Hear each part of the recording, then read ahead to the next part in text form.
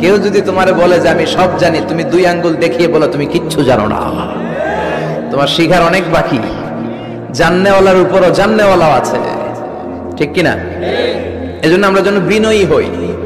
বিনয়, humbleness, আরবিতে বলে তাওয়াদু, এটা খুবই জরুরি। এগুলো আমাদের মধ্যে এখন নাই। আমাদের মধ্যে ইগো প্রবলেম আছে না নাই? অহংকার, জেলাসি, অ্যারোগেন্স, এগুলো থেকে সম্মানিত ভাইয়ের আমাদেরকে বেরিয়ে আসতে হবে। দেখবেন সমাজে যারা খুবই হাম্বল, বিনয়ী, তাদেরকে সবাই পছন্দ করে না? আর অহংকারীদের কেউ পছন্দ করে না। সামনে সালাম দেয়, পিছনে গালি দেয়। কথা বলেন?